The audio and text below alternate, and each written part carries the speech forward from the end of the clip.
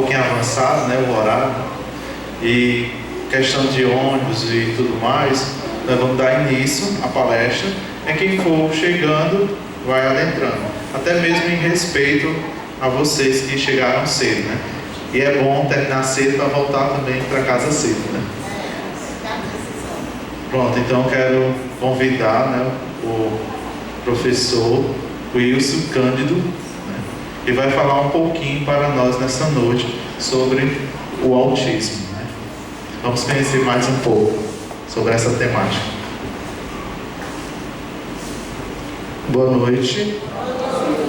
Eu já andei ali perguntando um pouquinho sobre vocês para entender mais ou menos quem é o público e qual a formação de vocês, ou quais os cursos que vocês estão fazendo no momento. A maioria é pedagogia, né? Tem alguém da pós-graduação? Qual é a pós? Educação infantil. Mais alguém? Nesse momento de formação de vocês, já foi estudado sobre autismo? Ou vocês já vivenciam essa realidade do autismo em sala de aula?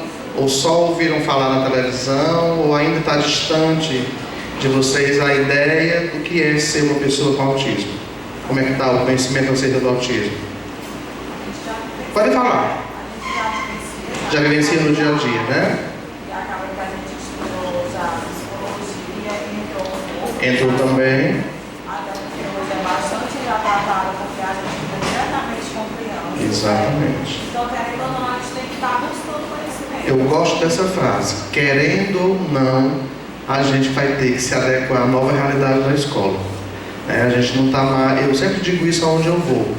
Não é mais hora de sensibilizar ninguém para aceitar o outro como diferente, né? Especialmente nesse contexto de escola, que a gente tem uma diversidade imensa de dificuldades, de transtornos, de deficiência. A hora não é mais de sensibilizar, a hora é de buscar conhecer para trazer esse aluno para perto de você e para pensar em estratégias que de alguma forma façam com que esse aluno evolua, né? Seja na capacidade de se comunicar, de interagir com o outro, de aprender, tá? Quanto mais a gente falar sobre esse assunto autismo, talvez menos a gente saiba sobre ele, tá? Quem teve acesso ao meu livro, que é esse livro que está aí na tela, Autismo Azul e de Todas as Cores, eu digo no meio do livro uma frase que é assim: autismo é um diagnóstico descritivo, nunca explicativo. Isso quer dizer que a gente descreve, o autista é assim, o autista é assim, mas a gente não consegue explicar para convencer o porquê que a pessoa com autismo se apresenta dessa forma. Por isso que a expressão hoje não é mais autismo, é transtorno do espectro do autismo, porque a gente tem diversos modelos de comportamentos do autismo para entender como aquela pessoa funciona. Por isso que não dá mais para a gente, enquanto formação pedagógica, ficar buscando por atividades para o autista, atividades para o deficiente intelectual, atividades para o surdo. Não existem atividades específicas. Cada pessoa é uma pessoa em particular que vai exigir de nós compreensão sobre suas dificuldades para ver o que melhor funciona com ela. Porque parece que a gente está buscando por uma receita o tempo inteiro, não é? Você educa 2 filhos do mesmo jeito e são 2 pessoas diferentes, então não tem como a gente pensar numa atividade que vai funcionar para todos os alunos de forma equiparada, igualmente funcional na sua aplicação. Então o autismo é mais ou menos nesse contexto. Eu preciso compreender o que é, entender quais são as suas dificuldades, para pensar em ferramentas pedagógicas que façam com que esse aluno evolua, que esse aluno aprenda, socialize, brinque. Olha que interessante, a educação infantil, ela falou lá atrás. A gente tem um grande problema com o autismo, que é o brincar. Mas ele passa horas brincando com os carros. Como é que ele brinca com os carros? Ele brinca de fato com o carro ou ele organiza os carros? Ele brinca com o carro ou ele vira o carro e fica girando a roda? Ou ele organiza por tamanhos, ou por cores, ou ele empilha, desempilha, empilha de novo? Isso é brincar? Não. Brincar lá na educação infantil, na creche, pré-escola, é a reprodução de um contexto social, dos modelos sociais, para que a criança, sem perceber, internalize e compreenda como o mundo funciona. O que é isso? O menino brinca de carro, imitando como o carro funciona, a gasolina, o pneu que furou, o acidente de trânsito, não é assim? A menina brinca de boneca imitando a mãe cuidando da filha, a professora dando aula, o médico consultando o paciente. E ao fazer essa brincadeira, ela passa a internalizar a compreensão de como o mundo funciona. Então, brincando, a criança aprende mais do que sentada na sala de aula. Porque brincando, ela internaliza pela reprodução. Vamos ver mais tarde que essa brincadeira não se dá por acaso. A gente tem nessa região aqui da cabeça uns neurônios chamados neurônios espelhos, que faz com que a criança imite o tchau, o chamar, a careta, o soltar beijo. Ela faz isso sem saber nem o que é. Conforme os neurônios vão amadurecendo, vão ampliando suas trocas de informações, a criança passa a interpretar o que significa esse dedinho levantado, o olho piscando, o tchau. A gente não precisa mais falar que silêncio significa colocar esse dedo na boca. A gente já aprendeu que isso aqui é o sinal de silêncio. E assim a gente compreende o que a gente chama de comunicação não verbal. Por isso que o autista tem dificuldade em olhar no olho. Por isso que ele fala coisas sem perceber que pode magoar você, porque ele não faz a leitura social das situações que podem ser permitidas ou não. E aí a gente diz, autistas são sinceros, nós somos falsos. A gente aprendeu a lidar, dizer para o outro o que o outro quer ouvir. O autista, ele diz o que ele sente, sem fazer jogo social, tá? E eu estou falando, pulando um pouquinho, porque eu não comecei a palestra ainda, tá? Sobre uma nova modalidade de estudo que a gente tem que ter, que vem acontecendo desde 1980, que é neurociência.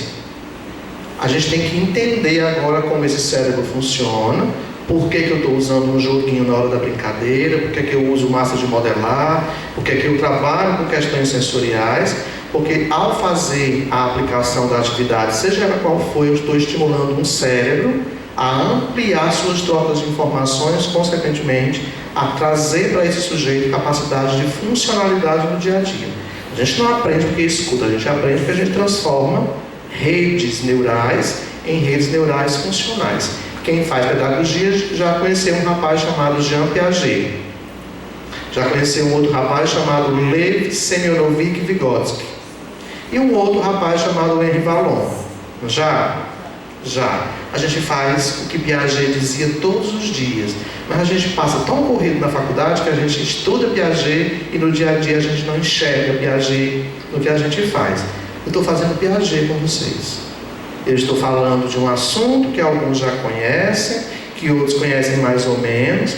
Eu vou trazer informações que vão desequilibrar mentalmente vocês. E isso é natural, porque Piaget dizia, para aprender, eu assimilo a informação, eu me desequilibro, eu acomodo a informação e eu transformo um saber que eu já tinha em um novo saber, ou eu gero saberes diferentes. A gente faz isso todos os dias. E Piaget, lá no passado, já falava de maturidade cerebral, de neurociência, quando não se falava de neurociência. A gente fala de inclusão e fala de Vygotsky. Vygotsky dizia, para alguém aprender, sair de onde ele está enquanto saber real, para chegar lá no saber ideal ou potencial, ele vai percorrer um espaço chamado ZDP, Zona de Desenvolvimento Proximal. Para sair daqui e chegar até lá, se tiver alguém que sabe mais do que eu, vai facilitar a minha chegada. Ele chamava isso de mediação, que é a mãe, o pai que faz, que é o irmão que faz, que é o coleguinha que sabe mais, que é o professor que faz. E ele dizia há mais de 100 anos atrás, pessoas com deficiência aprendem convivendo com pessoas não deficientes e vice-versa. E só agora a gente está falando de inclusão, quando ele já falava de inclusão. Henri Vallon falava que para aprender, o primeiro grande e importante elemento é a afetividade. E não é confundir o seu papel de professor com pai e mãe, não é beijar, abraçar, estar no colo e levar para casa, não é isso. Tá? A afetividade é você mostrar para a criança que você se preocupa com ela, que você lembrou dela, que você pensou em uma atividade que vai atender as necessidades dela, que você olha para ela com um olhar de cuidado. Isso é a afetividade. Então a gente está falando de 3 teóricos importantes que vocês têm como base pedagógica e às vezes na prática a gente esquece deles, porque o dia a dia mostra uma outra realidade e a gente só enxerga as dificuldades, o aluno danado, é assim que acontece? Então, com o autismo não é muito diferente. O autismo é esse grande desafio que a gente tem. E aí eu vou dizer que nesse contexto do autismo, com desafios e possibilidades, a gente fala de uma outra situação que está associada a ele: deficiência intelectual.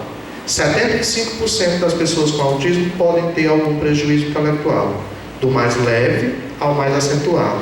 Quanto maior for a deficiência intelectual de uma criança com autismo, mais tendência ela tem para se automutilar, para se agredir, para se morder, para se bater, porque esse prejuízo intelectual justifica esse comportamento, tá? E aí eu não posso mais confundir o que é deficiência intelectual com transtornos específicos da aprendizagem. Talvez alguns não chegaram ainda a estudar sobre isso.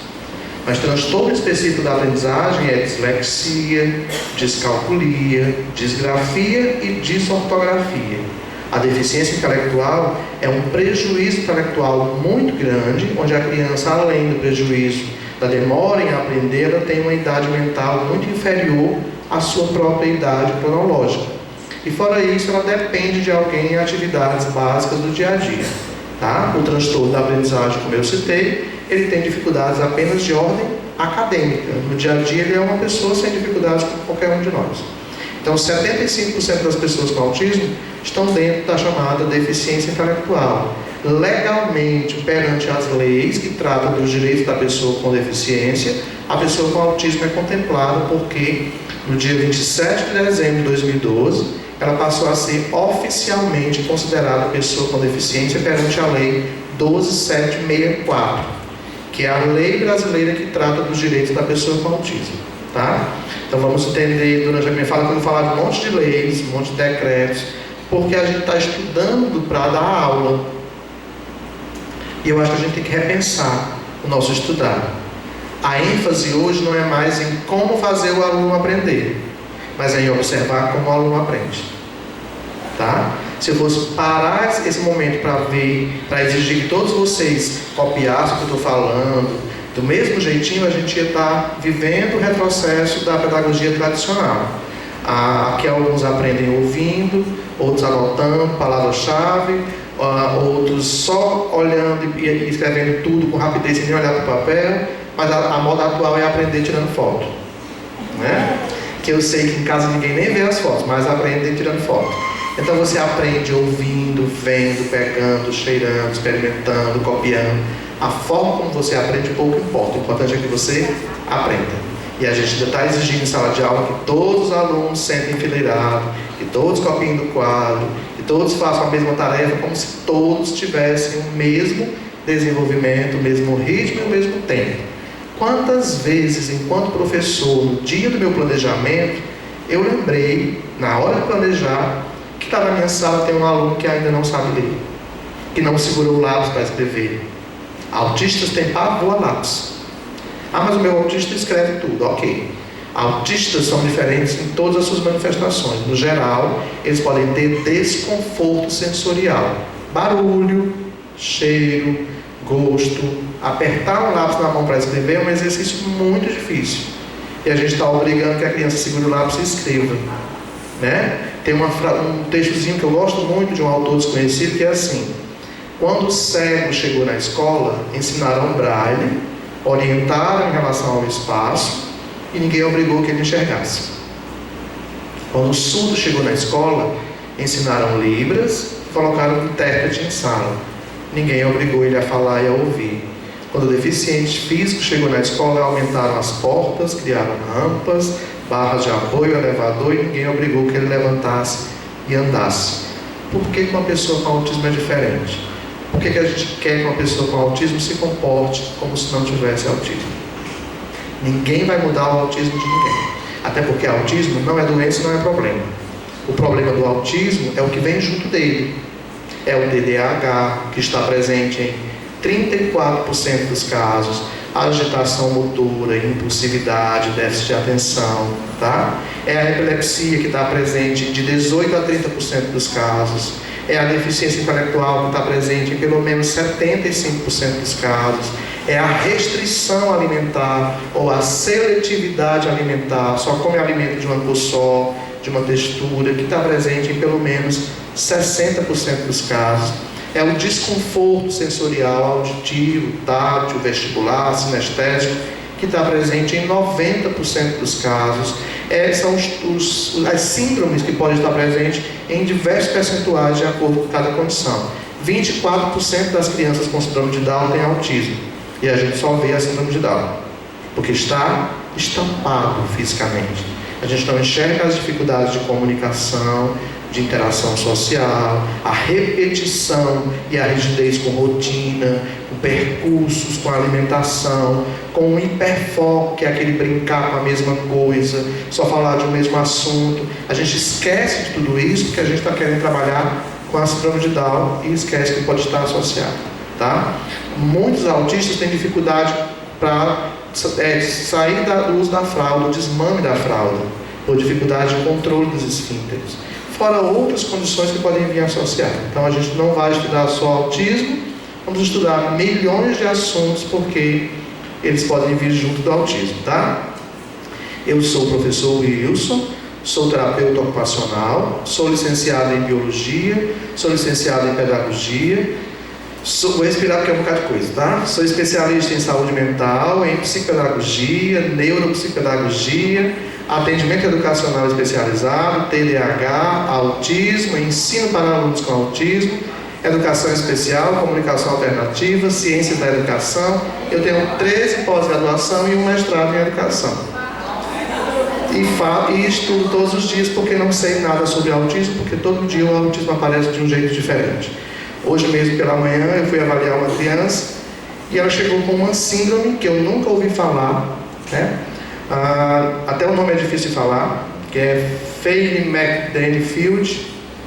E aí eu tenho que ir lá na internet ou nos livros procurar para entender o que é que aquela condição traz, para pensar em ferramentas que atendam às dificuldades daquela criança, tá? Eu trabalho com formação, trabalho com palestras, trabalho com pós-graduação, sou coordenador de polo, sou terapeuta ocupacional do Centro de Referência em Educação do Estado do Ceará há 20 anos, trabalho com pessoas com deficiência há 22 anos, sou professor formador do Estado do Ceará em autismo e trabalho em outros locais, viajando, dando palestra. Esse livro é da minha autoria, esse aqui, foi lançado em 2018 e já estamos com 6.500 livros distribuídos em todas as paulinas do Brasil.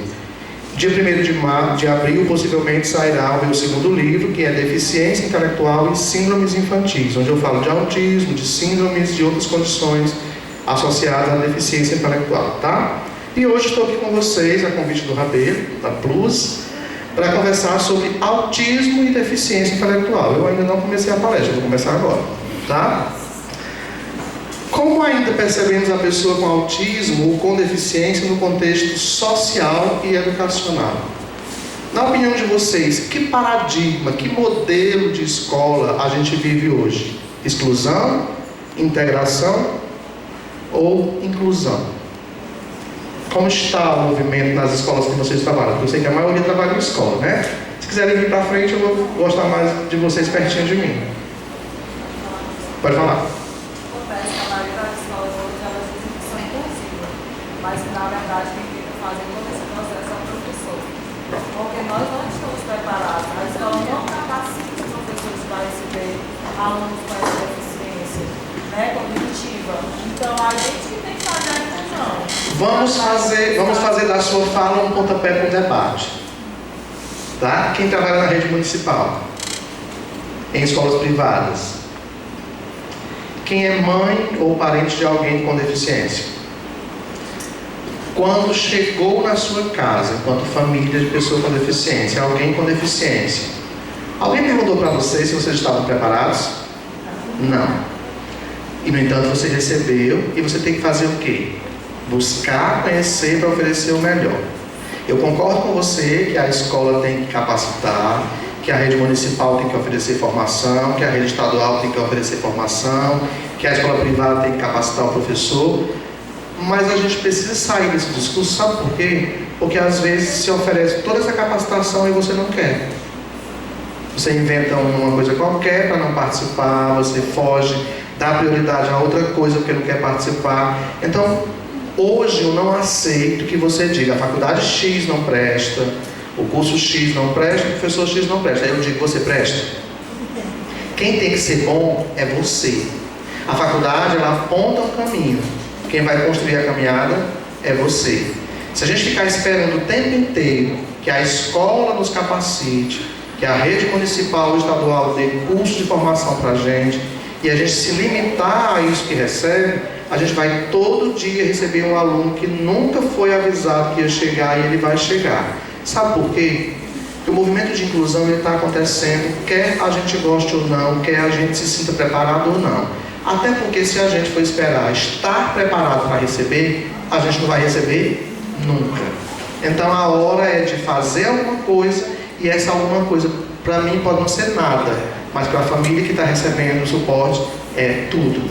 Uma criança que nunca sentou e agora senta, para a mãe é uma grande evolução, porque a gente está entendendo a inclusão de uma forma errada. Por exemplo, se espera que o aluno leia, escreva e chegue à faculdade. Ok, tem gente na faculdade que sabe nem ler e escrever e não tem deficiência. Se espera que o aluno copie do quadro, mas não se preocupa se o aluno entende o que está copiando do quadro. Para a família de pessoas com deficiência, ter a evolução do seu filho enquanto sujeito que venha a se tornar independente, mesmo que não saiba ler nada, mas possa se virar sozinho, para a família é um grande aprendizado que ela espera. Eu concordo com você que a gente não está preparado nunca. E a gente vai buscar essa preparação o tempo inteiro. A gente que trabalha em escola particular, mais difícil ainda. Principalmente quando o pai coloca o seu filho com altos notas na escola, ela quer resultado logo. Eu tenho uma criança diagnosticada infantil 1. Todo dia o pai quer saber, ela está interagindo, ela está brincando com os outros colegas, então é isso que eu falo. Eu entendo, mas sabe por que o pai faz essa cobrança? Porque a gente cobra isso da criança. A gente cobra que a criança copie do quadro, leia, e aquela criança que não consegue atingir o mesmo movimento das outras, a gente sem perceber acaba taxando de outra forma. É aquela velha história que acontece às vezes quando você vai mudar de turma no próximo ano. É um conselho que eu dou para vocês. Não avise para o professor que vai receber a sua turma sobre cada um dos seus alunos. Sabe por quê? Porque a gente cria pré-conceito. O que é pré-conceito? É um conceito equivocado sem antes você conhecer. Aquela história de primeira impressão que fica, não é. Tá? A gente cria já um rótulo por uma má impressão e acaba gerando dificuldades. Por exemplo, a minha turma vai ser a turma dela no próximo ano. Aí o que eu faço? Olha, esse aluno não quer nada, esse aqui é uma peste, isso aqui é não sei o quê. Não é? O que ela faz? Em vez de buscar conhecer cada aluno e pensar em possibilidades de ajudar, ela já cria uma barreira de proteção contra aquele aluno, por conta da sua fala. Talvez ele não aprendeu nada comigo, porque não houve identidade comigo. Com ela ele aprendeu bem rapidinho, porque houve uma empatia que facilitou o processo. E não é porque você é chato ou não, é porque as relações de identidade podem acontecer ou não. Então a gente tem que ter esse cuidado, que a gente faz isso sem perceber e parece que é milenar essa tradição de você repassar. Eu só queria ajudar. Às vezes querer ajudar a gente atrapalha, né? E na escola privada tem disso. A cobrança é muito grande porque você está pagando diretamente e acaba se esperando que a criança tenha o mesmo rendimento que as demais. A gente vai encontrar um monte de discurso. Os pais, professor, porque a criança ela tem o seu momento, nem para ela vai querer estar junto do grupo. Enquanto ele vê ela lá atrás, como um brinquedo, alguma coisa, ela diz que a gente não está dando atenção, que está sendo excluída. Porque tem os pais também, é como se fosse eles vivessem um grupo, eles não estão Sim. Então eles querem, então não querem mais. Lógico. E aí outra coisa que você vai ter que aprender, que a faculdade não nos ensina, a lidar com os pais. Tá? A faculdade ensina ferramentas pedagógicas, mas ela não nos ensina a lidar com a família. E às vezes, com todo respeito à família, o grande problema não é a criança. É o conjunto familiar, é a estrutura familiar que, em vez de continuar o que você promove, ela pode embarreirar. Por exemplo, eu atendo há 22 anos pessoas com deficiência. Eu atendo hoje 3 vezes por semana, segunda, terça, quarta e quinta. Eu atendo 30 crianças com autismo. Daquela que não senta, aquela que sabe mais do que eu, que me questiona, que eu vou conversar com ela com 5 anos sobre acentuação, por exemplo. Tá? Então, eu tenho uma diversidade imensa de situações. E eu aprendi que cada uma delas é uma situação particular que exige de mim um estudo. E eu aprendi que essa família, ou ela colabora comigo, ou eu não vai adiantar nada do que eu estou fazendo. Por quê? Eu trabalho que a criança fique sentada, vestida, calçada, e ela passa o dia em casa, no chão, rolando, sem roupa e sem chinelo. Quem vai vencer essa luta? Eu ou a família? Qual o espaço que ela fica mais tempo? É comigo ou com a família? Então, o trabalho de educação familiar, ele talvez tenha mais significado se trabalhar de outra forma do que o nosso. Por isso que a estimulação não fica no espaço de atendimento, ela se amplia para todos os espaços. Não vai adiantar eu trabalhar regulando o som para que a criança melhore a sua recepção a esses barulhos, se a família está se trancando dentro de casa e não levando mais para nenhum espaço que tem barulho. Ela tem que levar, respeitando as dificuldades da criança com autismo. Se desorganizou, chorou, vai embora. No outro momento, vai de novo. Aos poucos, a criança vai passando a entender que aquele barulho não é aversivo e não machuca, que ela passa a se habituar. É a chamada habituação. Mas se você se tranca dentro de casa, a cada saída é um sofrimento, porque você não está mais envolvido com aquilo que o mundo traz. Passa 6 meses sem sair de casa à noite, e depois de 6 meses vai para um barzinho. O cheiro da comida te incomoda, o barulho do povo conversando te incomoda, a música incomoda. Você não vê a hora de ir embora e se deitar, não é? Imagine alguém que tem isso 24 horas por dia enquanto hipersensibilidade. Nós temos casos de hipersensibilidade, hipossensibilidade ou as duas coisas juntas, que a gente chama de desmodulação sensorial. Então, nesse movimento do autista, da pessoa com deficiência intelectual e de tantas outras situações de deficiência, a gente não conseguiu ainda chegar ao que a gente chama de fato inclusão. A gente está transitando entre excluir, integrar e incluir. Até porque se a gente estivesse vivendo a inclusão de verdade, a gente não estaria falando de inclusão, né? A gente só fala de um modelo quando o modelo anterior já não mais existe, o paradigma foi renovado. Então, quando eu parar de falar de inclusão, ela já é uma realidade. E nesse movimento a gente tem que entender, enquanto escola, que o aluno não precisa se adaptar a ela. É ela que tem que se adaptar a ele. Mas a gente ainda está vivendo um movimento bem difícil. A escola está querendo ainda selecionar quem são os seus. E na realidade aquele espaço pertence a todos. A escola? Sim.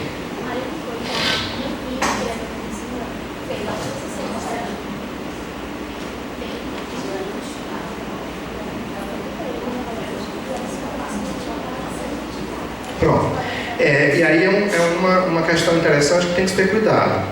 O que é que a Lei 12.764 diz? A Lei 12.764 é a lei que trata dos direitos da pessoa com autismo. Aí ela vem outro processo. Pronto. Você não vai dizer o nome, mas eu posso até imaginar quem seja, tá? Quando a lei diz a escola não pode negar a matrícula pela alegação da deficiência, tem escola que ainda faz. Você, enquanto família, se você sai, foi recusado e vai embora, a escola continua reproduzindo o modelo de negação. Ah, mas eu não quero voltar para o espaço onde meu filho não é bem-vindo. Ok, você não quer voltar. Mas se você não fizer nada, os próximos que virão depois do seu filho serão negados. Eu vou citar uma história rápida para a gente não perder muito tempo, porque tem muita coisa, tá? Se precisarem, eu posso mandar os slides e vocês podem compartilhar com os alunos, tá? Para não ficar preocupado em copiar tudo do slide. Aqui em Messejana aconteceu um episódio há um ano atrás de um aluno que eu acompanho, que tem autismo com síndrome de Savant. Savant, para quem está acompanhando a minissérie, é o bom doutor. Só que ali há uma confusão e a gente pode falar sobre isso depois, ali está meio errado, tá? Savant é outra coisa.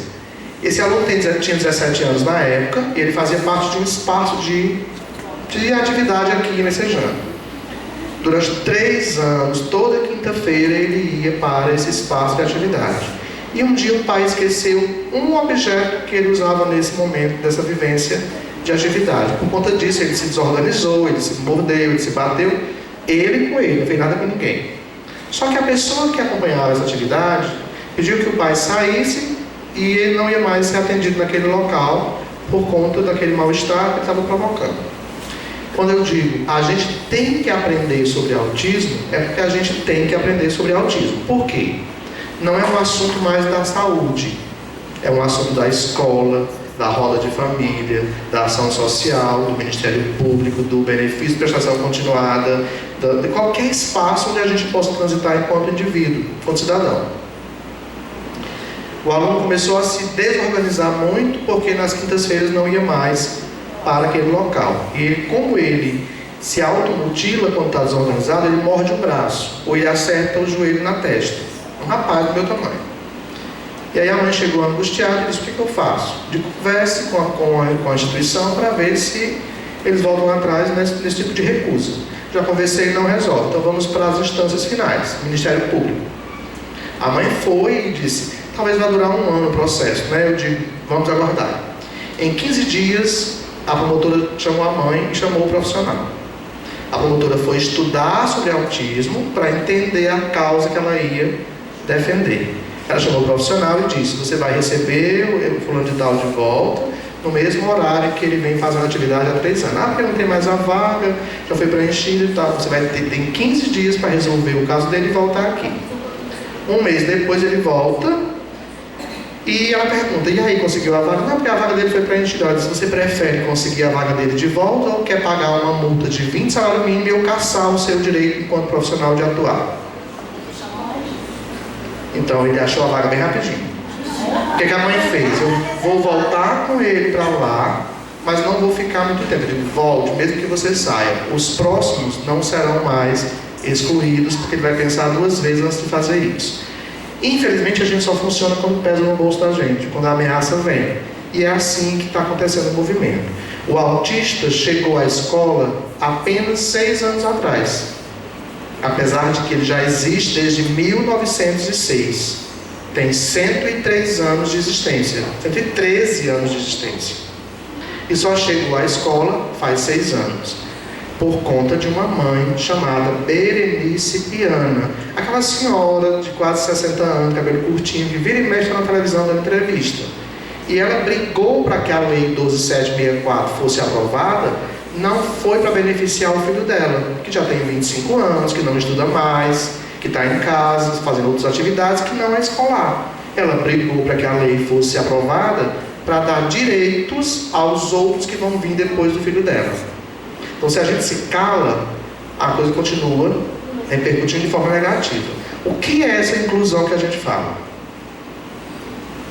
O que a gente entende por inclusão? Eu vou tomar água enquanto vocês pensam. O que é inclusão? O que é incluir? Quando é que eu me sinto incluído em algum lugar?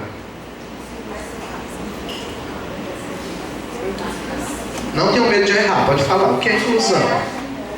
Quando eu interajo com o outro. Quando eu sou bem recebido.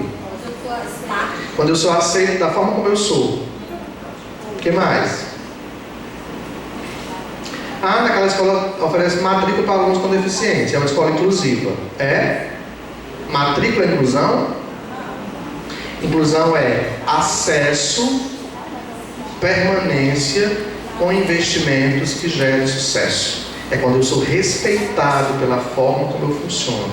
É quando alguém cria ferramentas que dá acessibilidade à minha forma de funcionar. A gente pode ter de deficiências temporárias ou permanentes, não pode? Pode. E nesse caso eu tenho que dar acesso. Qual é a maior barreira para essa inclusão do autista, principalmente? Porque o nosso grande desafio é o autismo, é a deficiência intelectual. Para a escola é esse que dificulta a aprendizagem. Mas eu tenho um autista que sabe mais do que o professor. Eu tinha um aluno com autismo que dizia, eu mandava ele escrever palavras complexas e uma vez ele foi escrever e botou o trema no U e eu disse, por 5 anos, olha, esse 2 pontinhos no U se chama trema. Ele disse, eu sei, para dar força ao U. Eu digo, mas esses 2 pontinhos não existem mais. Ele disse, por que não existe? Como é que eu vou dizer? Consequência, pinguim. Aí lá vai eu explicar o porquê que aconteceu o acordo ortográfico entre os países para o menino de 5 anos. E o que foi que aconteceu isso? Houve um acordo entre vários países para que alguns acentos fossem distintos para não dificultar a troca de documentos entre os países. Portugal, a Europa em relação ao Brasil, fui explicar. Não convencido da explicação. Ao final da atividade eu deixo ele à vontade, ele está com os 2 pontinhos todos os usos. Não me convenceu. Então eu tenho que entender que eu vou encontrar daquele que não consegue segurar no lápis, aquele que sabe muito mais do que eu. Uma vez trabalhando com um autista, apareceu uma figura do koala. Aí eu disse, koala, o ursinho koala. Ele disse, isso não é um urso, tio. Eu digo, olha, eu aprendi que era um urso, isso é um marsupial. Eu já sabia o que era marsupial, né? E ele sabia mais do que ele. Então a gente vai encontrar esses desafios. Então, qual é a nossa maior barreira para esse acesso? É física? É a escada que atrapalha a subida? É a porta larga? É o elevador que não existe? Ou é a minha atitude? Se eu não tiver rampa, eu boto no braço e levo, né? Se eu não tiver porta larga, eu dou um jeitinho de fazer entrar. A maior barreira que dificulta a acessibilidade é a barreira atitudinal. É a minha rejeição, não saber, é a minha falta de empatia por não me colocar no lugar do outro. Será que para eu defender o direito de alguém eu tenho que sofrer na pele a condição de uma família que vive a situação de recusa por conta de uma deficiência? As pessoas me perguntam, você defende o autismo em todos os lugares. Aonde você vai e fala do autismo? Tem alguém na sua família com autismo? Eu digo, ainda não. Eu tenho 9 irmãos e 31 sobrinhos, eu não tenho nenhum autista. O que não quer dizer que meus sobrinhos não venham a ter filho com autismo. Porque não é uma condição dessa ou daquela classe social, é uma condição humana, independe de cor, credo, raça, condição financeira, condição cultural, está presente em todos os lugares. Eu não preciso defender só porque chegou na minha casa. Porque a gente só se interessa por um assunto quando ele chega perto de você. Até então não, né? Não é comigo não, é com os outros. E a nossa empatia? A gente vive dizendo, o autista tem dificuldade com afeto, se relacionar com o outro. E a nossa condição de olhar para o outro e se colocar no lugar do outro? A gente vive isso. A gente se incomoda porque o autista não gosta de olhar no olho. Você olha no olho, aí ele não gosta de abraço. Quantas vezes você abraça as pessoas? A gente precisa se olhar de vez em quando, porque a gente está julgando. Quem gosta de balançar o pé? É ela, que eu já vi, ela também, não é? E se incomoda porque o autista faz isso. Isso aí também é estereotipia. Síndrome das pernas inquietas. Tá? Enquanto eu não tenho um diagnóstico, ninguém me olha equivocado, torto. Quando eu ganho o diagnóstico, eu vou perder o nome. Você é a Maria e ganha um diagnóstico de transtorno de ansiedade. Não é mais a Maria, é a professora do transtorno de ansiedade. O meu aluno Down, seu aluno fulano de tal que tem Down. Porque quando a mãe diz na escola que o filho tem autismo, ele não é mais o João, é o autista, a mãe do autista, o pai do autista, o irmão do autista, a professora do autista. O seu aluno é autista. Não, ele não é meu aluno não. Eu estou na sala de aula que ele está, ele é aluno da escola. Porque até nisso a escola transfere para você esse tipo de empoderamento, que não é nada de empoderamento, né? É a posse de alguém que ela quer se livrar. E aí então, temos que ter cuidado com isso, que é um movimento muito forte e muito enraizado, tá? A gente já viveu alguns movimentos nesse contexto que merecem atenção. A gente já excluiu matando, segregando, afastando, institucionalizando. Depois a gente entendeu que se tirasse daquele local e estimulasse, poderia normalizar. E o que é normal? Normalizar para ficar perto do que é normal, para poder integrar. O que é normal para você? Porque para você o normal é uma coisa, para mim é outra. Por mais que você estimule um cego a andar em messejana inteira, ele jamais será próximo de alguém que enxerga. Então, tentar normalizar um cego vai ser impossível, porque o conceito normal é muito equivocado. Então, entendeu-se que não é preciso nem se deve tentar normalizar ninguém. Cada pessoa é uma pessoa nas suas condições de particularidades. Eu dou uma disciplina em alguns cursos que se chama Psicopatologia Humana.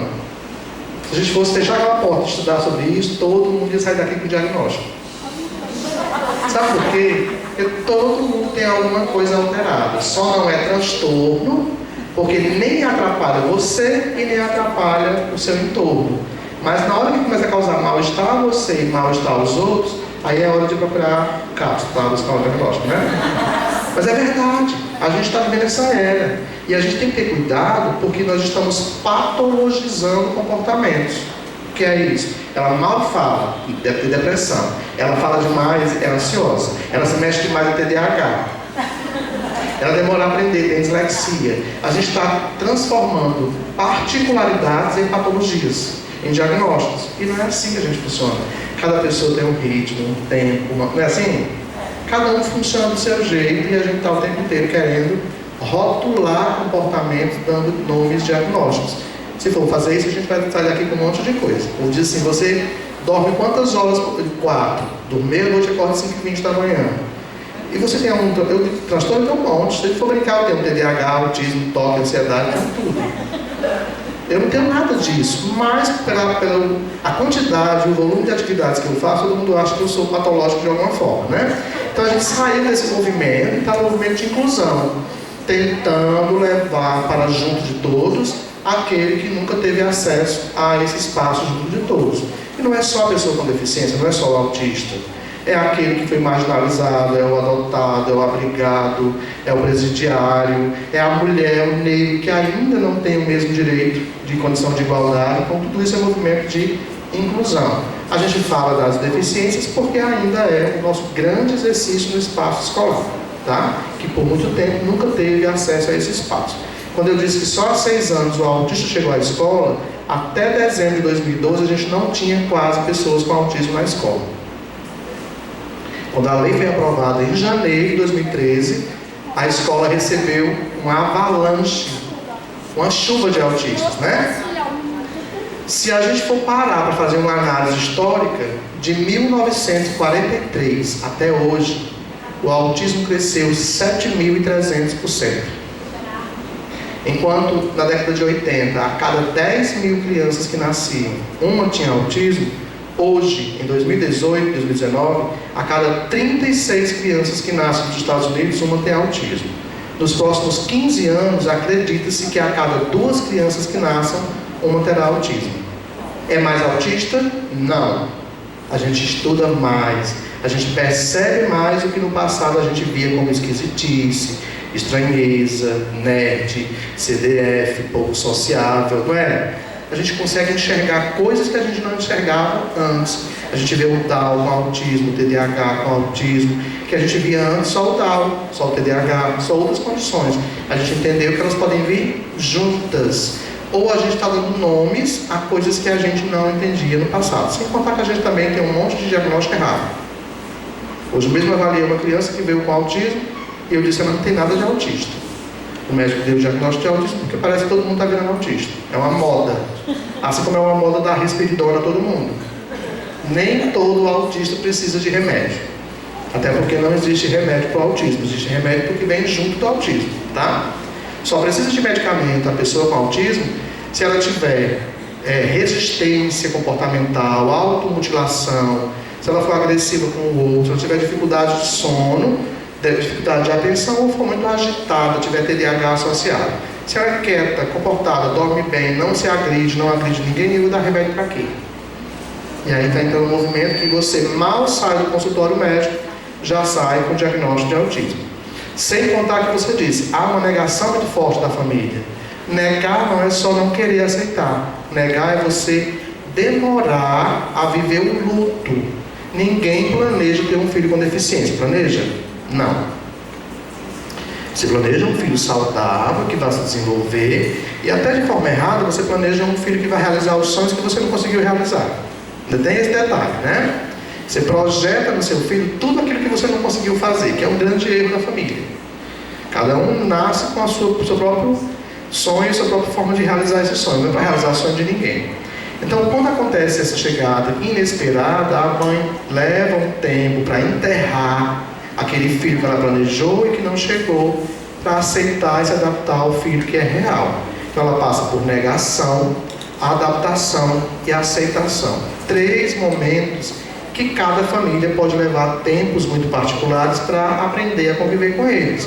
Não é fácil você admitir que tem um filho com dificuldade de aprender, quanto mais com um transtorno que aos olhos da sociedade ainda é estigmatizado, e corre o risco de ser excluído, que você quer esconder, que tem medo que as pessoas apontem o dedo, e ainda muitas vezes se coloca a culpa na família, quando na realidade ela não tem culpa nenhuma, tá?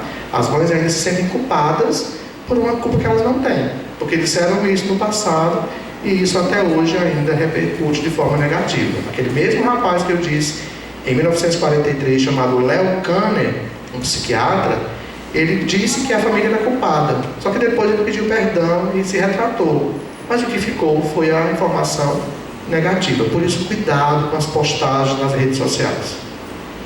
Não é porque alguém compartilhou um link qualquer que você vai compartilhar. Leia primeiro, veja a fonte, se isso é real ou não. por conta disso você pode atrapalhar e prejudicar muita gente, tá? Disseram no passado, e foi um cientista que disse, a vacina, a tríplice vacina provoca autismo, porque ela contém chumbo, e isso foi publicado numa revista científica séria, e milhões de crianças no mundo morreram porque não foram vacinadas por doenças que poderiam ter sido prevenidas pela vacina. E mais tarde se confirmou que não existe associação entre vacina e autismo. E ele foi cassado e a revista fechou. E até hoje ainda tem mães que não vacinam seus filhos com medo que eles virem autistas, apesar de saber que não existe relação nenhuma de vacina com autismo. Ninguém vira autista, você já nasce com autismo, tá? Seja uma herança familiar, seja uma mutação de gene por conta de uma interferência ambiental, de uma doença infecciosa, de qualquer fator externo. Mas a formação embrionária acontece de forma equivocada para essas trocas de informações ainda durante a gestação. Não foi depois que nasceu. Mas ele era normal. Ele é normal. Mas ele vinha normal e agora não é mais. Existem algumas explicações da neurociência que justificam isso. O autismo se manifesta até 2 anos e meio, 3 anos. Tá? Tem bebês com 1 ano, com 9 meses, com 1 ano e meio, que já dão sinais de autismo muito acentuados, mas mesmo assim ainda se espera um pouquinho mais para ver se isso não passa e não se confunde com autismo, porque às vezes nem é autismo, se parece, mas passa e não é autismo. O fato é que até 2 anos e meio, 3 anos, todos os sinais do autismo do seu filho vai estar presente. Por isso que eu perguntei, ainda não fechou o diagnóstico com 4 anos? Tá? Porque já se tem isso, a gente antes só dava o diagnóstico com 12 anos de idade. Hoje você tem tanto estudo, tanta gente estudando sobre isso, que você consegue perceber no seu filho, porque você ouviu na televisão alguma coisa acerca disso. E é importante consultar um neuropediatra ou um psiquiatra infantil, que é quem melhor entende para o diagnóstico do autismo. Tá? Ele vai pedir o BERA, como ela fez, vai pedir o eletro, não é para achar o autismo. Ele pede o BERA, BERA é um exame audiométrico, para ver se a criança tem perda auditiva ou não. Porque no passado, como você falava o autista não respondia, ele foi confundido com surdo. Então ele vai primeiro fazer o exame para descartar se ele tem perda auditiva ou não. Ok, está normal. Ele pede o eletro, não é para achar o autismo. Ele vai ver como está o funcionamento cerebral e para ver se tem uma outra condição diagnóstica que é percebida no eletro. Está tudo normal? Mãe, como é que ele come? Ele interage com você, ele olha para você, ele vai fazer um monte de perguntas para chegar no autismo. Ele vai pedir o relatório da escola, né, para somar informações para dizer é autismo, porque o autismo ele acontece via observação. É um diagnóstico clínico observacional, é vendo como a criança interage, como ela evolui, como ela fala, como ela se comunica, né, que ele vai chegar para fechar esse diagnóstico. Os exames são só para você não se apressar e não se equivocar na hora de fechar um diagnóstico para o autismo, ok? Qualquer dúvida pode perguntar, tá? Já falamos o que é deficiência intelectual, e aí a gente traz uma outra situação associada a isso. A gente vive agora um outro grande movimento que já chegou aos seus 4 anos de existência e que agora está chegando nos espaços escolares. Síndrome congênita do Zika vírus. A famosa microcefalia em consequência da mãe que teve Zika vírus durante o seu primeiro trimestre gestacional. Os bebês estão chegando à escola e a escola não sabe o que fazer, porque ela vai receber lá na creche crianças com 2 anos, 2 anos e meio, até 4 anos que têm microcefalia e 90% delas têm deficiência intelectual. Microcefalia com deficiência auditiva, visual, física, um conjunto de coisas, por isso que o nome é Síndrome Congênita do Zika vírus, porque não é só microcefalia, existem outras condições associadas que vão chegar nesse espaço. Antigamente, era a mulher que realmente tivesse grávida e tivesse rubéola, fizesse uso de drogas, ou tivesse alguma doença infecciosa, ela poderia ter uma condição de síndrome do bebê que vinha com microcefalia. E aí não tinha os grandes prejuízos que essa microcefalia tem em consequência do Zika vírus, porque ele destrói, atinge diretamente o sistema nervoso central e faz com que a criança tenha sequelas neurológicas, né, desde física, visual, auditiva e intelectual. Então é outra condição que a gente tem que estudar, que não é só o autismo, tá? A microcefalia também.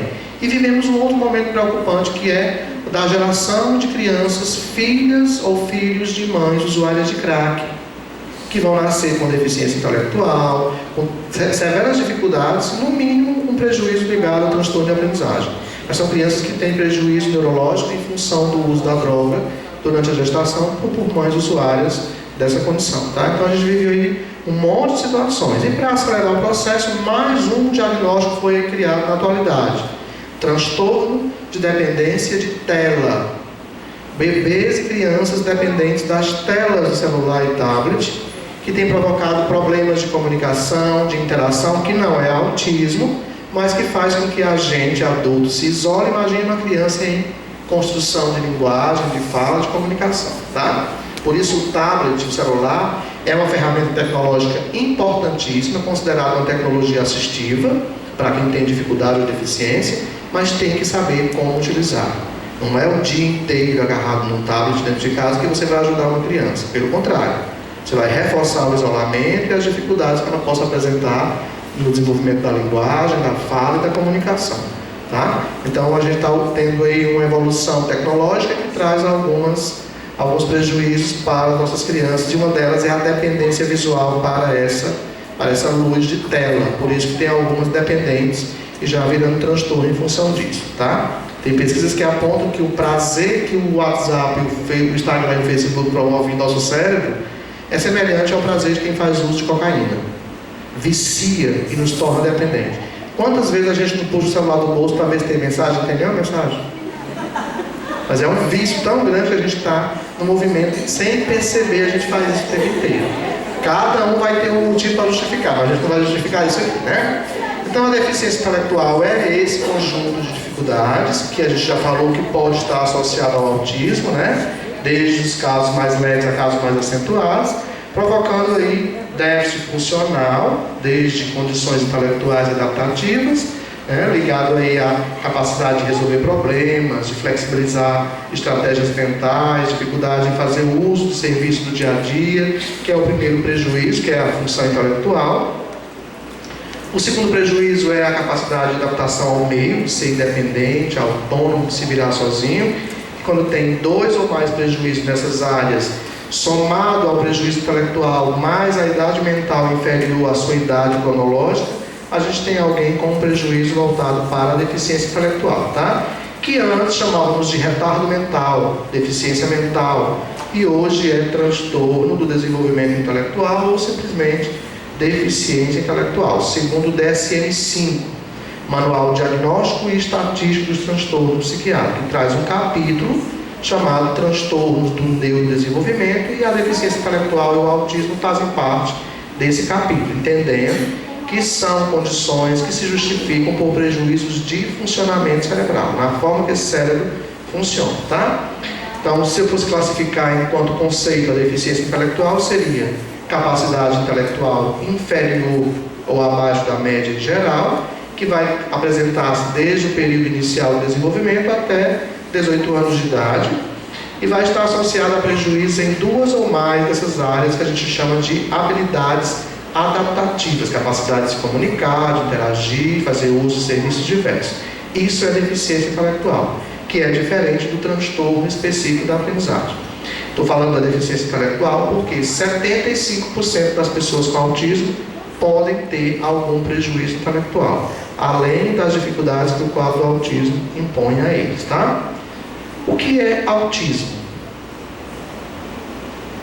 O que a gente chama de autista? A palavra autismo significa o quê? Já ouviram falar sobre essa classificação? O que significa autismo? Vem de onde? Autismo vem do grego aut, que significa si mesmo, voltar-se para si mesmo, fechar-se em si mesmo. Por isso que a gente criou aquela expressão que as pessoas com autismo vivem no mundo só dela, ela se fecha. Ele prefere brincar sozinho, não prefere brincar sozinho. Ele brinca sozinho porque não sabe como interagir com o outro. É esse outro que tem que buscar por essa interação com ele, tá? Então, autismo vem do grego aut, que significa voltar-se para si mesmo. Lá, quem faz Libras aprendeu que o símbolo do autismo era esse, aliás, era esse, né? E agora é esse, que é o entendimento de que é uma pessoa mais fechada em si mesmo, com grande dificuldade em interagir com outras pessoas, tá? E essa interação só acontece se eu tiver algum elemento de comunicação onde eu possa trocar informação com outras pessoas. Fala é diferente de comunicação. Fala é a articulação mecânica de palavras que podem ser compreensíveis ou não. Comunicação é quando você troca informação com o outro, mesmo que você não fale nenhuma palavra. Então a gente tem Libras, é a língua de sinais, se comunica trocando, é a parte de sinais. Eu posso me comunicar com o olhar, com o gesto, que é a chamada comunicação não verbal. No caso das pessoas com autismo que não falam, a comunicação pode ser por figuras, apontando, com pranchas de comunicação, tá? 40% das pessoas com autismo não falam e possivelmente não vão falar. 25% falavam e por um prejuízo neurológico regrediram na sua fala. Outros falam, mas não se comunicam. Tem dificuldade de se comunicar, pega pelo braço, aponta, mas não faz uso da fala. Outros falam e você não entende o que ele está dizendo. Como é a fala da pessoa com autismo, quando ela fala? Vamos dar nomes a elas. É rápido. Rápido. Pode ser uma taquifasia, mas aí... Fala rápido, repete muito. Pronto. Quando eu repito o que eu escutei, acabei de ouvir e repetir, ecolalia imediata. Mas tem uns que repetem coisas que ouviram ontem ou anteontem. Ecolalia tardia. Alguns falam, isso. Alguns falam e você não consegue entender uma palavra. Isso é chamado de idiosincrasias. Outros falam juntando palavras e formando uma terceira palavra. Neologismos. Oi. E quando eles não conseguem, que a gente brincou aqui hoje na sala de aula, eles chegam em casa e não conseguem contar o que aconteceu. Pronto. É uma grande dificuldade, interessante a pergunta. Neurologicamente falando, essa região cerebral aqui da testa, começando atrás dos olhos até a metade da testa, ela é chamada de córtex pré-frontal. O que é esse córtex pré-frontal? E aí eu vou deixar essa dica para vocês estudarem. Hoje, essa expressão, pode anotar, função executiva é o assunto mais estudado para a gente entender como se dá a aprendizagem de alguém. O que é essa função executiva? É a nossa capacidade, que esse elemento chamado córtex pré-frontal faz, de controlar a nossa atenção, fazer com que a gente elimine estímulos que não são importantes para focar a atenção em estímulos importantes, que a gente consiga sustentar essa atenção em alguma coisa que é importante, que a gente consiga dividir a atenção em duas coisas ao mesmo tempo. É um ponto. O outro ponto é a nossa capacidade de planejar mentalmente, mudar de estratégia, mudar de plano, mudar de caminho para resolver um problema. O outro ponto é a nossa capacidade de memória de trabalho. A gente guardar informações e quando precisar da informação, a gente ter a capacidade de trazer a informação de volta, que é evocar. Quando ela diz, quando chega em casa e não consegue narrar, pergunte. Insista na pergunta, que você vai estar estimulando o cérebro a modificar padrões para melhor funcionar. Porque ele tem a informação guardada, mas ele não consegue trazer a informação de volta para contar. Como é que foi a aula? Legal. O que é que teve lá? Atividade. Se você não continuar insistindo, ele não fala mais nada. Então, trazer essa informação guardada para narrar, só traz se ela for muito significativa. Daí alguns repetem o que ouviu, porque teve um significado para ele. Mas aquilo que não tem significado algum, não vai ser trazido com muita facilidade. A outra função dessa região é chamada capacidade de controle inibitório. É a nossa capacidade de controlar os nossos impulsos, nosso comportamento. Quantas vezes a gente não sentiu vontade de bater em alguém? Milhões de vezes. É que a gente aprendeu com as regras sociais. Não pode, vão chamar você disso, daquilo, controle, não é assim? Então essa capacidade de se autorregular, de se controlar diante de um comportamento que chega e você não sabe como administrar, não acontece tão fácil no autista. Por isso que se o som estiver muito alto, o que a gente faz? A gente planeja como vai resolver esse som alto. A gente vai lá fora, pede para alguém baixar o som, não é assim? Aí continua alto, você vai de novo, aí até perder a paciência, né? Mas a gente tenta planejar para resolver. A pessoa com autismo, o que ela faz com o som alto? Ela vai resolver? Não. Ela bota a mão no ouvido ou ela se desorganiza e se morde porque ela ficou desconfortável com aquilo, mas ela não criou uma forma de resolver aquilo. Por isso que é importante que a gente trabalhe essas questões para que essa região cerebral esteja bem enquanto funcionamento e traga melhores capacidades a esse sujeito. E não é só o autista que tem ela em prejuízo. É o TDAH, é a deficiência intelectual, é o transtorno de aprendizagem. Por isso que é importante hoje estudar função executiva. Pergunte sempre. Eu atendi esse menino que eu falei agora, o Savan, e eu perguntava assim de manhã. Cuidado com o que pergunta, tá?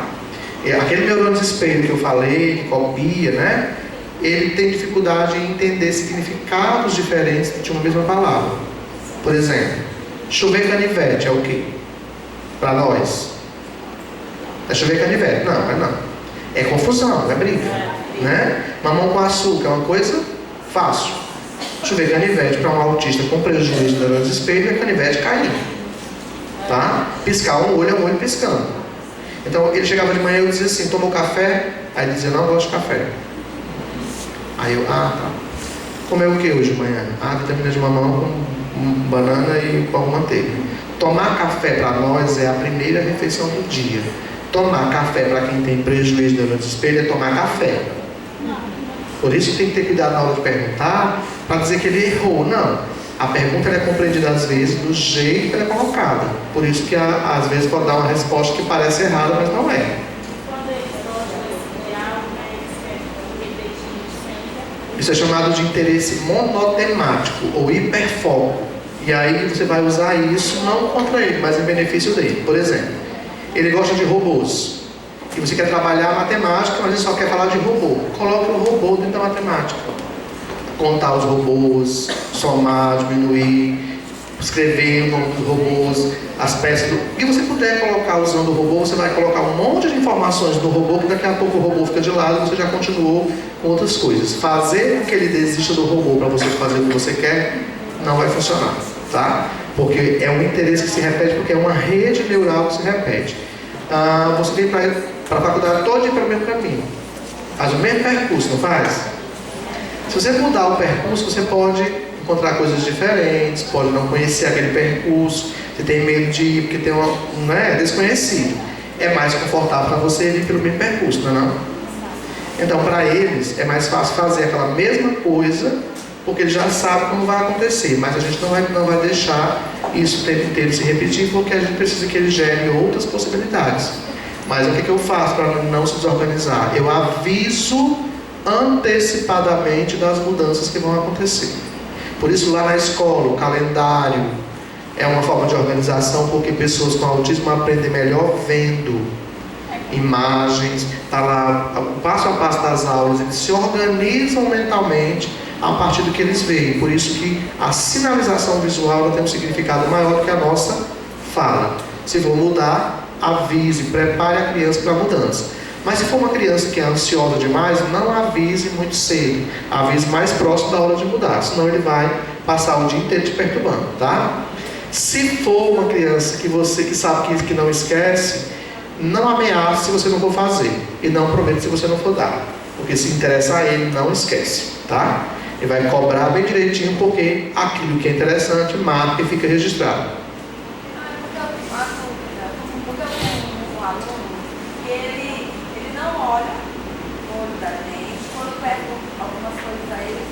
Fala mais do cartão da roda de juízo. Uma reunião que chegou a mãe dele, porque ela falou que ela acha que ele tem o espectro do autismo.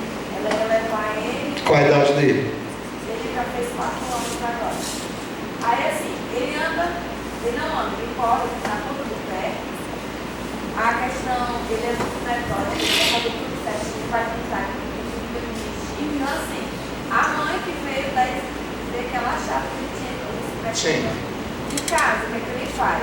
Ele agora deu para falar em Libras. Isso sempre. Que não é muito comum o autista falar em Libras, porque exige compreensão de expressões, né? Ela veio perguntar se ele estava tendo aula de Libras na escola. Eu disse, não. Por quê? Eu perguntei. Porque ele começou a falar em Libras em casa.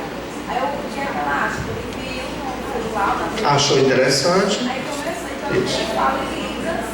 casa com os pais. Aí ela, por achar isso, só que assim, como ela não me passou mesmo, é um retorno. Aí o que é que eu faço? Eu espero, porque eu não sei. Olha, você pode pedir que ela procure por um neuropediatra para ele fazer uma avaliação e tirar a dúvida se ele tem ou não alguma dificuldade. Não precisa nem falar de autismo, mas é importante você consultar um neuropediatra para ver se ele tem alguma dificuldade, porque se ele tiver, é hora de encaminhar para algum serviço de estimulação. Porque quanto mais cedo você estimula a criança com dificuldade, em especial o autismo, mais chances de modificação dessas redes neurais ela vai apresentar. Quanto mais tempo passa e você não usa por estimulação, mais difícil vai ser reverter algumas dificuldades. A única dificuldade que eu vejo nele é a questão da comunicação, em termos de responder perguntas no sentido. Eu pergunto como foi seu final de semana. E aí então consegue se articular para isso. Ele vai e começa a usar o carro da Rotilha. E responde isso. Se eu pergunto, não conheço. Ele interage com outras crianças. Só que ele repete muito, ele vai falar o nome dele, ele repetir o nome dele. E ele tem algum comportamento repetitivo, fora essa questão do Hot Wheel, porque olha só, você está dizendo algumas coisas do autismo.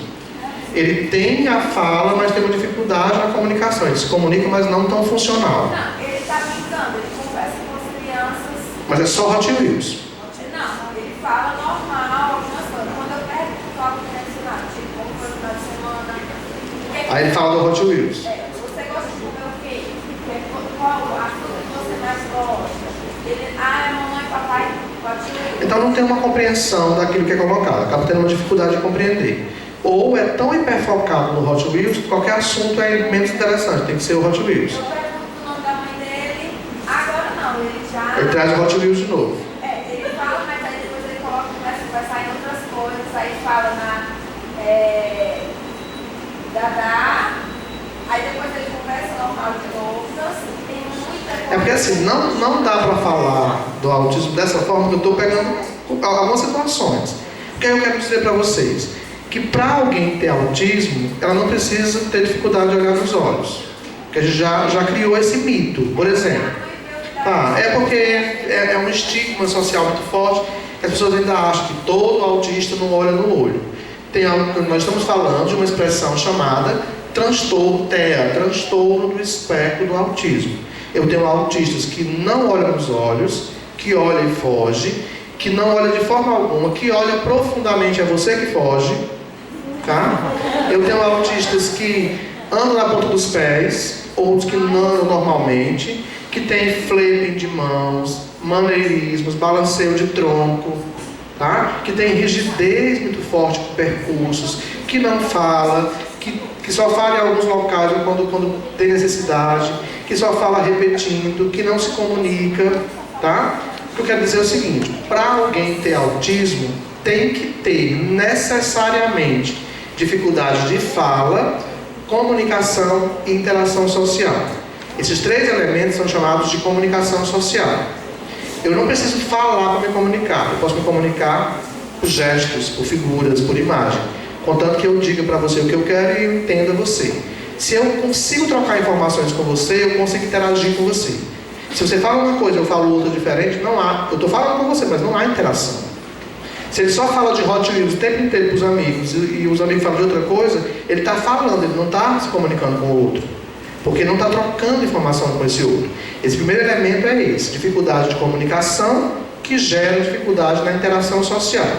O segundo ponto para alguém ter autismo é a presença de comportamentos ou de atividades ou de interesses que são repetitivos. Só fala de um assunto só, sabe tudo daquilo, mas não fala de outra coisa senão disso. Tem uma rigidez imensa com rotina. Se sai da rotina, se desorganiza. Ou brinca de uma forma, como eu já falei no início, que não é brincar. É organizar os objetos, mas sem dar vida funcional a esses objetos.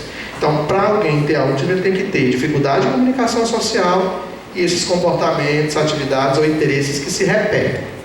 Se ele só tem dificuldade de comunicação, ele tem transtorno de comunicação, ele não tem autismo. Se ele anda na ponta dos pés e não tem essas duas coisas associadas, ele tem síndrome dos pés de bailarina e não autismo. O que é essa síndrome? É aquela criança que anda na ponta dos pés o tempo inteiro, que precisa de um trabalho psicomotor e sensorial para pisar no chão e aprender a andar com a ponta do pé no chão. Senão, ela vai com o tempo, pelo não uso de contrair e relaxar o tendão de Aquiles, ela vai atrofiar o tendão e vai ser preciso uma cirurgia que corte o tendão para alongar. E mesmo assim ainda vai ser difícil reverter. Por isso que quando o autista anda na ponta dos pés, ou ele tem pés de bailarina, essa dificuldade de só andar na ponta dos pés, ou ele está andando na ponta dos pés para fugir do contato com o chão, que é uma hipersensibilidade tátil. E ele usa a ponta do pé porque é mais confortável e ele foge do chão. Quem de vocês, mulheres, usa sapato alto a semana inteira? No fim de semana, se você botar uma rasteira, dói as suas pernas. Tu passa tanto tempo com o tendão contraído, quando você alonga, dá dor na panturrilha. É a mesma coisa que acontece com a criança se ela não fizer o uso de contração e relaxamento, que vai precisar desse corte. Então é importante isso, e isso acontece aonde? Lá na educação infantil.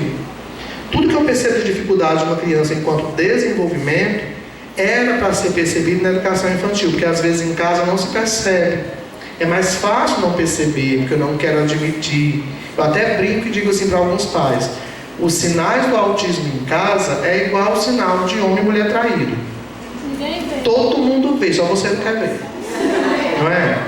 E aí eu digo outra coisa interessante: pedagogia, educação infantil, era para ser a modalidade de trabalho com mais cobrança de formação e com melhor salário. Porque é a base de construção para que o desenvolvimento de uma criança aconteça. E aí, se você tem uma base mal feita, eu tenho dificuldades ao longo da vida que nem são deficiências, são problemas da sua base. Então a gente tem esse repertório aí para ser trabalhado. E aí é importante que você entenda um pouquinho mais sobre as dificuldades que podem ser percebidas em crianças bem pequenas, para chamar a mãe, não é para falar de autismo não, nem de nada não, porque você não é médico. Você chamar a mãe para dizer: olha, ele está com atraso em relação a outras crianças, está demorando a falar, ele tem dificuldades em lidar com sons, pode ser que alguma coisa não esteja bem com ele, seria interessante uma avaliação com um neuropediatra, para ver se está tudo bem no desenvolvimento dele. E aí a mãe vai buscar por isso, sem te culpar por achar que o filho dela tem isso ou aquilo, porque às vezes a mãe também ainda faz esse jogo de vitimização e ainda coloca você na condição de desconforto, né? Pode falar comigo. Eu tenho uma aluna que ela vai completar agora 5 anos e ela só anda na ponta dos pés. Nós já tentamos conversar com a mãe e ela apenas ri da nossa cara. A mãe. A mãe ri, não, é assim mesmo, é normal. E ela cai, se ela andar normal, ela cai e ela não consegue pular sem estar segurando em algum ambiente. Ela só anda na ponta. Bom, ela já deve estar com a atrofia do tendão pelo excesso de uso contraído. Ela cai muito no chão. Pronto. O que você vai dizer para uma mãe nesse processo de orientação? Mãe, existe um momento da vida de uma pessoa, que é na infância, até 7 anos de idade, que é chamado de janela de oportunidade. O que é isso? A gente aprende a vida inteira, não é? Só que a gente aprende, enquanto formação neurológica, muito mais nesses 7 primeiros anos de vida. É como se essa sala aqui tivesse esse quadro, que são janelas. Até os 7 anos de idade, nós temos esse monte de janelinha aberta. Tudo que nos chega de estímulo, a gente consegue receber com mais facilidade e transformar em saberes. Conforme a gente vai envelhecendo, as janelinhas vão se fechando. A gente aprende a vida inteira, não tanto quanto aprendia nos primeiros anos de vida. Por isso que a educação infantil ela é extremamente importante enquanto espaço de estimulação. Porque aí a mãe deixa o tempo passar. Quando ela chegar mais avançada enquanto idade, que a mãe perceber que tem dificuldades, pode até ser que a gente consiga melhorar muitas questões, mas não tanto quanto se acontecesse enquanto estimulação precoce. Por isso que a grande ideia hoje é identificar dificuldades, mesmo que eu não dê nomes, encaminhar para a estimulação e estimular precocemente. Porque quando você estimula, você já acelera ganhos que são importantes à criança. Uma criança com síndrome de Down, assim que nasce, ela só espera 1 semana ou 2 para começar a estimulação. Ela já nasceu com atraso em relação a uma criança neurotípica, sem nenhuma dificuldade. Então, assim que nasce, só se espera um pouquinho para começar a manipular, porque ela tem hipotonia, flacidez muscular, deficiência intelectual, vai ser tudo atrasado o desenvolvimento dela. E com a estimulação, eu posso fazer esse desenvolvimento acelerado. É a mesma coisa com o autismo. Crianças com autismo que são estimuladas desde cedo têm mais chance de desenvolver comunicação, de ampliar seu repertório de conquista do que uma criança que não foi estimulada. Por isso que é importante que a gente tenha essa consciência, para orientar a família enquanto profissional da educação infantil. Vocês daqui a pouco estão lá na base, recebendo bebês de 1 ano e meio, 2 anos e meio, né? E é lá que a gente percebe algumas dificuldades. Se deixar passar, a gente perde a chance de conduzir um grande processo de aprendizado. Eu gosto de dizer assim, pegue um celular e bota na minha mão e bota na mão de uma criança de 5 anos hoje. Enquanto eu tento ligar, ela já achou um monte de aplicativo. Elas já nasceram na era tecnológica, que a gente está em prejuízo porque nasceu bem anterior a isso, né? Então a gente aprende sempre, mas uma criança nesse período até 7 anos tem mais chance de abertura de janelas, que a neurociência chama de janelas de oportunidade, que é a facilidade de aprender maior do que a nossa. A gente vive hoje a era dos estímulos. Para onde você se vira tem estímulos se bombardeando. Cabe a nós filtrarmos o que é importante ou não nesses estímulos, né? Quem queria falar? Oi. Na minha sala tem uma criança que ela também anda na pontinha dos pés, sempre, não põe o pé no chão de jeito nenhum. E ele coloca a mochila sempre no mesmo lugar.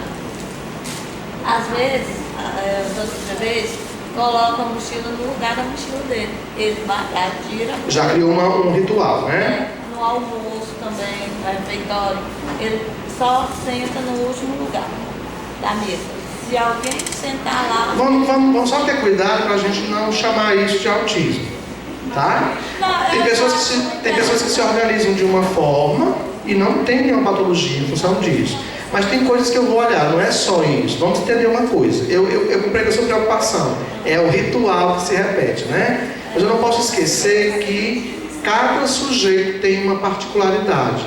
Agora, aquilo que é considerado transtorno são situações que comprometem o desenvolvimento dele. Eu tenho que olhar a fala, a comunicação, se ele interage, se além dessa resistência com os rituais, ele tem outras situações de repetição, porque pode ser só um ritual, ele pode ter uma fala desenvolvida naturalmente. E cuidado, andar na ponta dos pés não representa autismo, tá? Ter atrasos de fala e comunicação não representa autismo, tem que ser um conjunto de situações, senão a gente vai transformar o mundo todo em autista, tá? Ele é altamente inteligente, mas não para um minuto. Ele não senta para nada. Vamos pegar a sua fala para dizer o seguinte: nós estamos preocupados com o autismo. E o autismo já foi contemplado pelo Serviço de Educação Especial. Ótimo, apesar das resistências que a gente ainda tem. Autista representa hoje 1% da população mundial. 80 milhões de pessoas no mundo têm autismo. A gente acha que é muito. 8% dos alunos em idade escolar têm TDAH.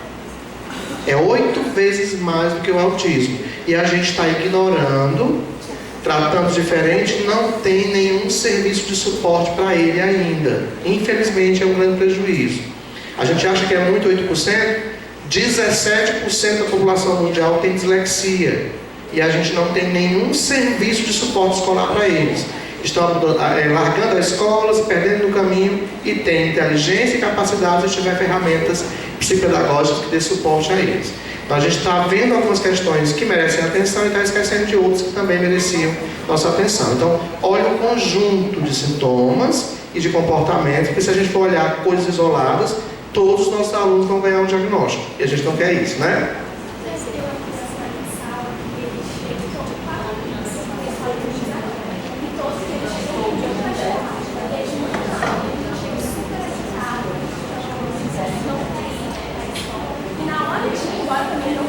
Pronto, vamos pegar outras questões. Antes de olharmos para as dificuldades dos nossos alunos, a gente não pode esquecer de entender os contextos familiares, tá? Ele chega agitado. Como é que é o amanhecer em casa? Como é que é a dinâmica de organização para ir para a escola? Porque depois ele se organiza tão bem que ele quer mais sair da escola, né? Então, a gente está às vezes olhando o comportamento e esquecendo de olhar o que gera o comportamento. Porque às vezes é a família que é desestruturada, é desorganizada no momento de acolhimento para levar até a escola. Tem mãe que praticamente joga na escola e vai embora. Então todo esse contexto tem que ser olhado. A criança, ela não é apenas uma dificuldade. Ela pode ser fruto de uma situação que gera essa dificuldade. Por isso que a gente tem que entender também a dinâmica familiar. Quando eu passo a compreender o porquê que esse aluno funciona assim, eu tenho um outro olhar enquanto professor. Porque agora eu vou pensar em ferramentas que geram nesse sujeito alguma possibilidade de avanço. E não apenas olhar o comportamento. O que é que provocou essa agitação? Olha que interessante. Tem dia que meu aluno com autismo chega e ele está desorganizado, que coisa que habitualmente ele não é. Aí eu pergunto para a mãe, aconteceu alguma coisa? Não, tudo normal. Alguma mudança que você não preparou ele para receber? Não aconteceu nada. Pense, alguma coisa pode ter acontecido que deixou ele desorganizado. Aí ela fica. Só se foi porque o rapaz que traz ele para a escola faltou e veio outro rapaz. Aconteceu alguma coisa. Para mim não é nada. Eu tenho capacidade de controle inibitório. Para uma criança que muda o caminho sem ser avisado, ela não está indo para a escola na cabeça dela. Ela está indo para outro lugar, porque o caminho da escola é esse. Aquele homem que me pegou não é o motorista que me leva, então eu não estou indo para a escola. Gente, tem crianças com autismo tão rigorosas nas suas rotinas que cortar um misto quente em triângulo e hoje cortar em retângulo gera desconforto. E eu até adivinhar o que é. Está entendendo? Então, alguma coisinha aconteceu que gera dificuldade. E a gente às vezes nem sabe o porquê disso.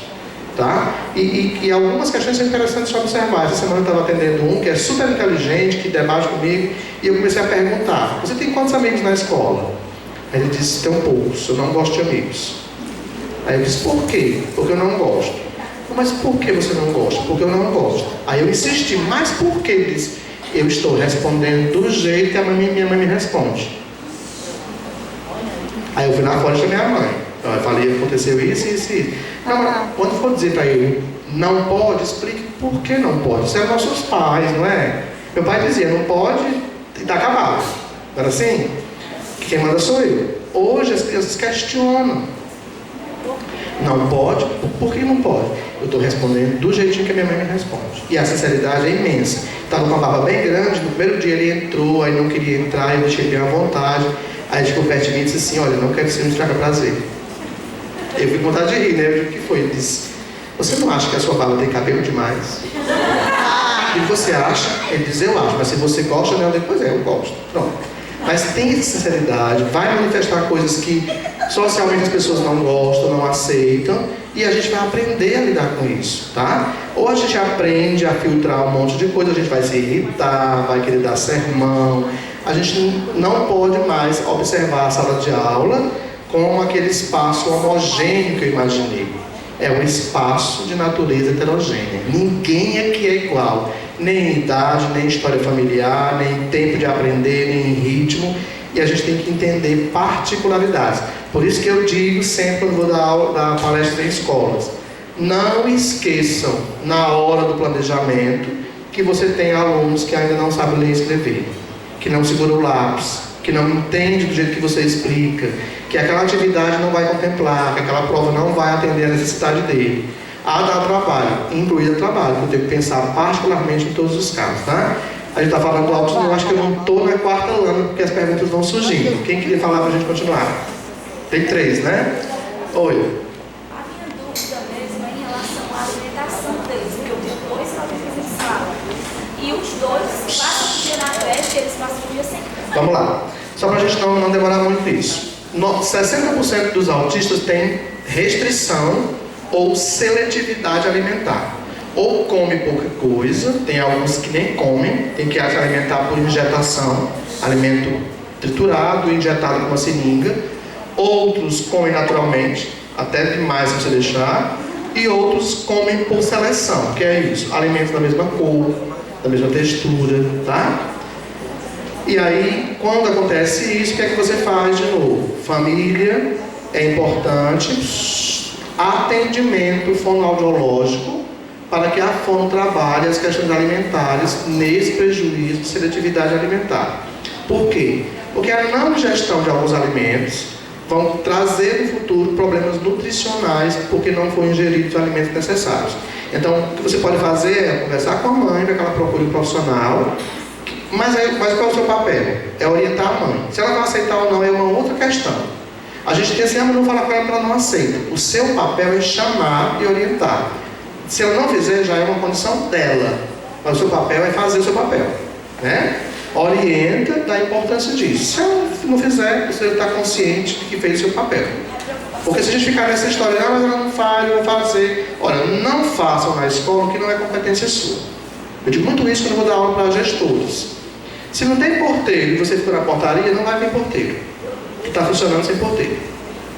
Então, se você está fazendo um papel que não é o seu pedagogicamente falando, você tira da mãe a obrigação de buscar por esse serviço que você está fazendo de alguma forma. Então, faça o que é competência sua, faça o que você acha que é correto fazer. Se ela vai fazer ou não, é uma consciência dela. Mas o seu papel tem que ser feito. Você orientou. E de preferência, registre. E peça para ela assinar. Para depois dizer, você não orientou, você não disse isso, está aqui, você assinou que eu dei essa orientação digital. Sempre se amparem nisso. Qualquer providência tomada, registre e peça que a família tome ciência, porque legalmente você está amparado para qualquer tipo de acusação futura. Para a gente não demorar muito nas lâminas. Você?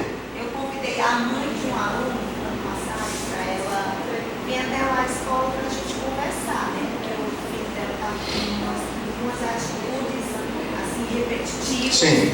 Aí convidei a moça do AIE, né, para acompanhar essa conversa. E a mãe foi altamente agressiva com palavras. Vocês estão dizendo que o meu filho é doido? Mas vai acontecer Não isso. quis aceitar de jeito nenhum. A gente convidou a senhora para a gente trabalhar as melhores habilidades do seu filho, porque a gente está observando que tem umas atitudes que não é muito legal. Aí começamos a conversar e ela, vocês estão dizendo que meu filho é doido, é deficiente? Aí, não, mas calma, a gente está querendo trabalhar as habilidades dele. Aí ela, olha, eu não quero mais conversa, vou embora e pode encerrar. Deixa eu pegar a sua fala para dizer o seguinte. Se eu dissesse assim, como é seu nome? Diana. Diana, você já procurou um psicólogo para conversar? A sua reação seria a mesma. Está me chamando de doido? Porque a gente traz esse mito cultural de que quem procura um profissional para ouvir, o psicólogo principalmente, ou o psiquiatra, é porque tem alguma questão de loucura.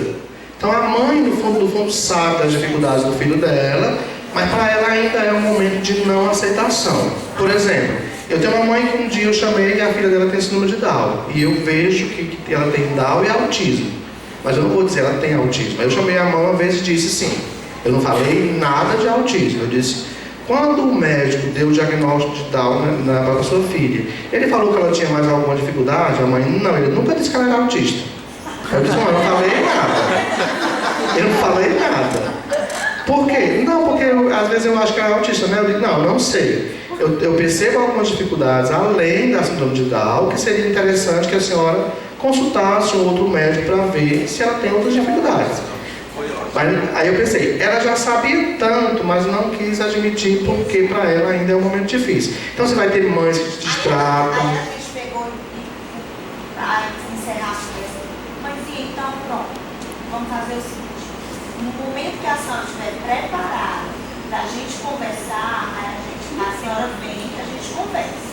O que vai acontecer depois dessa conversa? Mesmo que ela a princípio tenha sido resistente com você, ela vai refletir, vai observar algumas coisas, que pode ser que demore um pouquinho mais ou não, mas ela vai entender que ali houve apenas uma preocupação da escola em ver o filho dela evoluir.